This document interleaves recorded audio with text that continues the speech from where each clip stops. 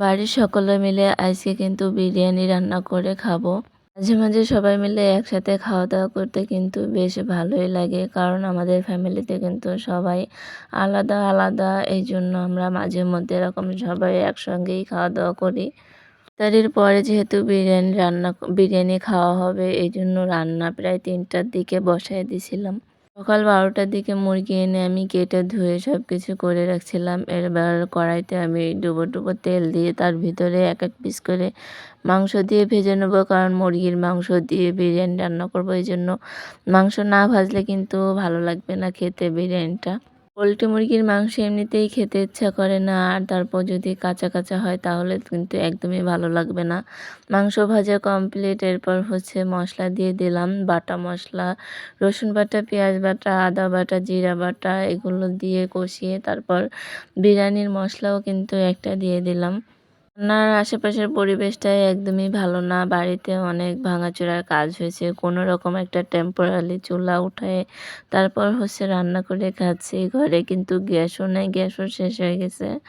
পাশে আমি এই যে চাল ধুয়ে নিয়ে আসছি, সব টুকিটাকি কাজ করে দিচ্ছি। আর একপাশে আপু মাংস কষাচ্ছে। আমি মাংসগুলো তাকে ভেজে দিচ্ছিলাম আর তাকে দিয়েই আজকে রান্না করাবো। মোট আমাদের ৩ কেজি চাল ছিল। ২ টা বিরিয়ানির মসলা ব্যবহার করেছি। জানি না কম হয়ে গেছে কিনা। কিন্তু আমাদের কাছে পরিমাণ ঠিকই ছিল।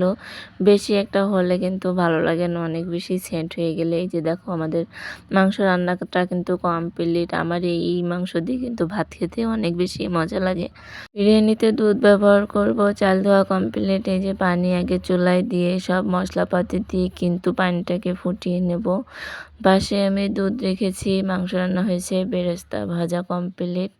আজকে কিন্তু তোমাদের পছন্দের ভুষির চুলায় রান্না করতে পারিনি, কারণ অনেক বেশি রান্না ছিল। বসির চুলায় এই রান্নাটা টিপ করে হলে কিন্তু ভালো হতো না, এই জন্য কাঠ দিয়েই রান্না করলাম।